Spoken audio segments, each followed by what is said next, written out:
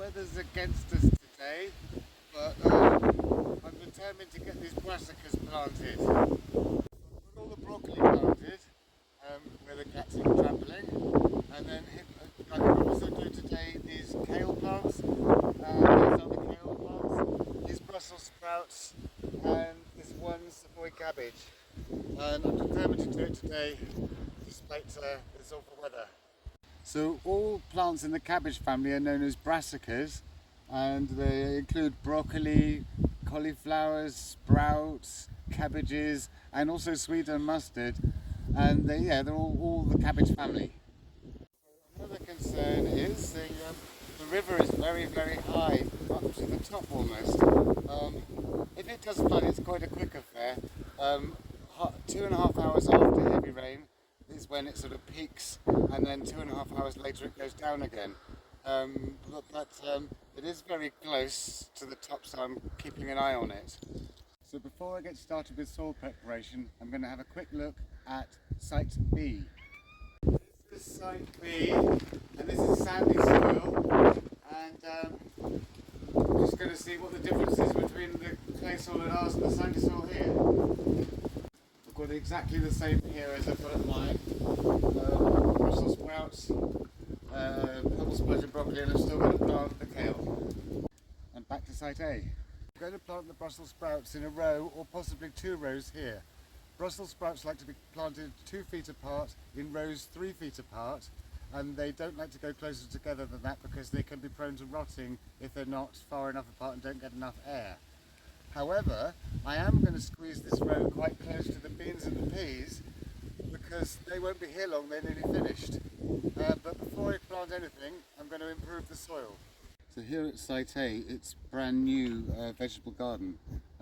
So this is why we're improving it with the sand and stuff, but in future years we won't need to do that. But every year before we plant things, we'll dig in organic matter.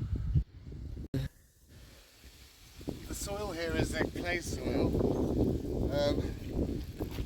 If I show you, if I squish it between my fingers, you can see that there's no large particles in that. It's all just microscopic particles, and that's not great for roots to get through. The perfect soil is called a loam, and I want to make my vegetable garden into a loam soil. The loam soil is an equal balance, or a perfect balance of sand, silt, clay and organic material.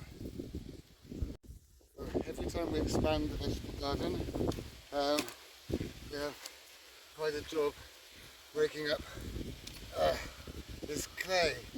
It's so solid, but it does break up quite easily. Well, sort of. But it's quite hard work to start with, but then once we've dug nice stuff into it and worked it a bit, it's alright then. Look at this nasty blue and irony, nasty solid clay. So first thing I'm going to do here for soil preparation is the sand, but of course this is only because it's clay soil and because it's the first time it's ever been used. So when I do it in future I won't add sand. So I guess I'll just plonk that in the middle there somewhere and open it. So brassicas take up a lot of space. I'm just going to bung the sand because it's very clay.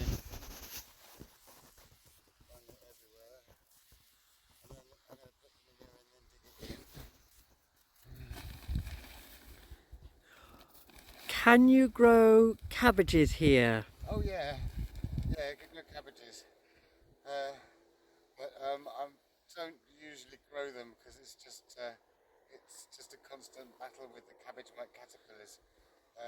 Tried those nets and the caterpillars find a way of getting in, and I'm not really that keen on cabbages, so I just grow broccoli and kale and sprouts. That's enough for me. I prefer spinach for greens, really. This is horticultural sand, and it's nice and gritty. You see it's all like different size, nice bits, and that just breaks up the clay, and it means that the soil can breathe more and a greater variety of plants can grow in it. But of course, remember, you want a perfect balance. You don't want it too sandy, and certainly don't add sand if you've got a sandy soil. Remember, you can test the soil by rubbing it between your fingers. And if you've got grains of sand in it, you know it's sandy, and if it hasn't, then you know it's not. So we're a little bit short of manure this year, so we're having to ration it a bit. So I'm supplementing it with rotted wood chips, and I'm going to sort of put them all in here. So this is all the manure we've got left, so it's all going to go on this bit.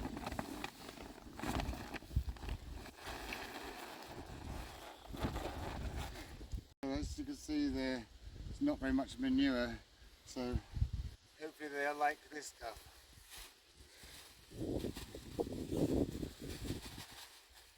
So before I dig it all in, I'll spread it around evenly with the fork. Do you grow the brassicas from seed? Usually.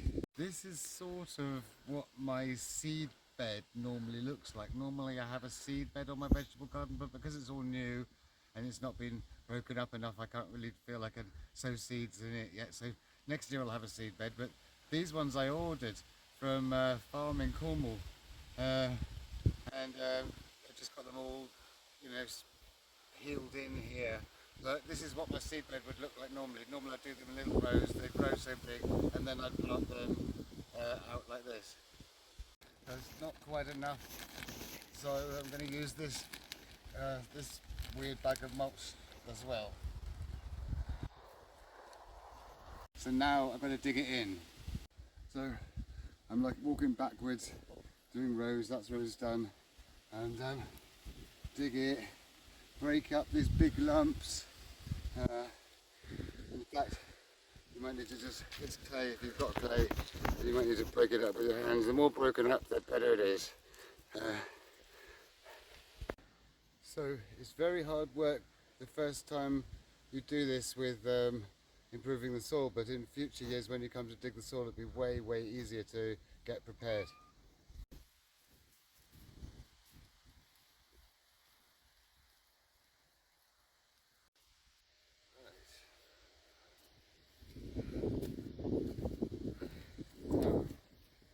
Sprouts like going, as I said before, 2 foot apart in rows 3 foot apart.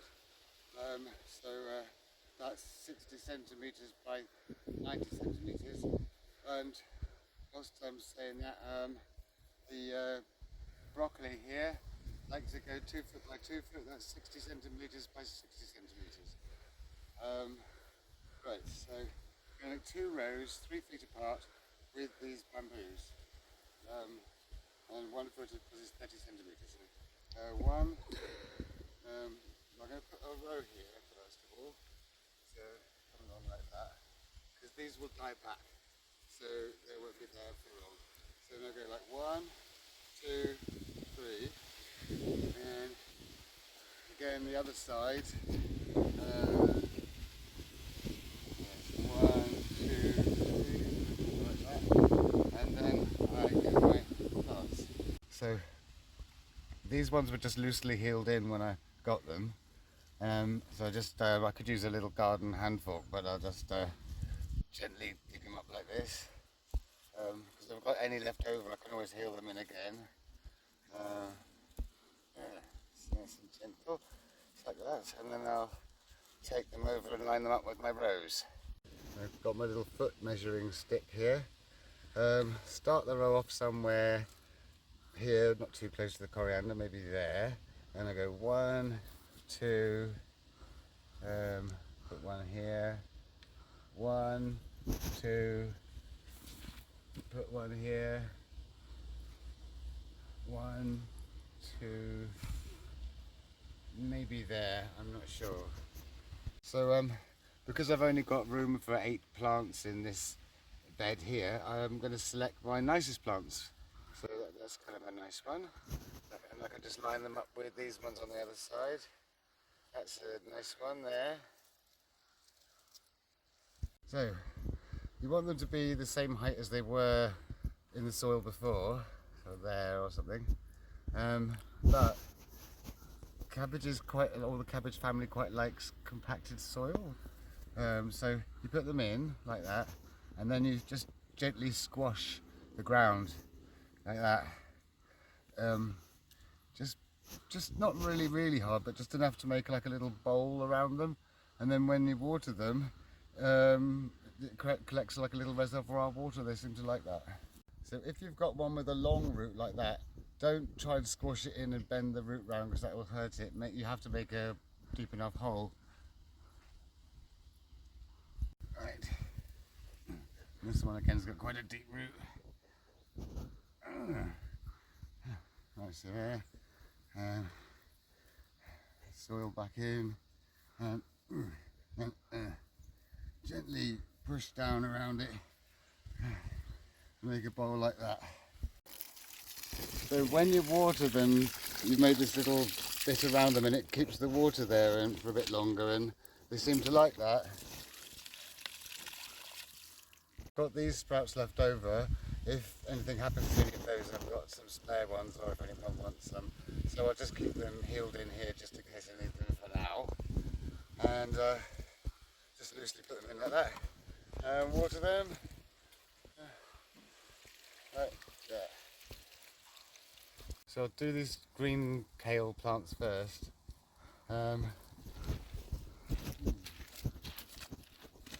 going to do them 1.5 foot apart. Start there and one there. So plant them just the same way as other brassicas. That one's got quite a deep root. Same height as they were where they were before. Gently firm the ground into like a little reservoir for the water. Kale crops in the winter when there's very little else.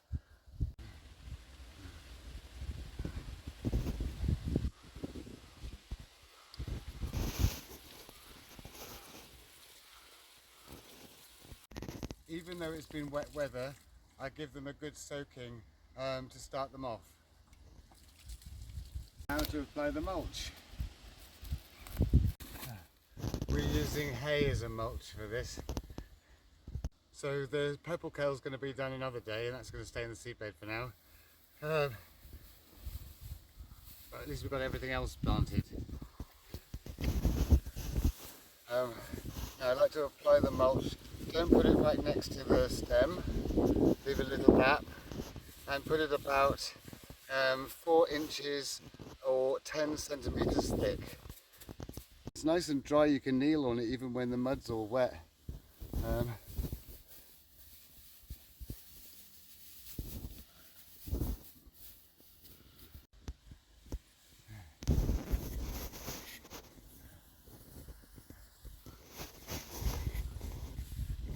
That's all the sprouts done, and now starting on the kale here. So with the order there was just this one little purple cabbage in with the other things, so that's on the edge of this, what was the seedbed. I guess we could just sort of include that on the edge there. So they take up a lot of space, brassicas. I hope you liked today's video. If you did, please like and subscribe, and if you press the little me, you can see all my other videos. See you next time.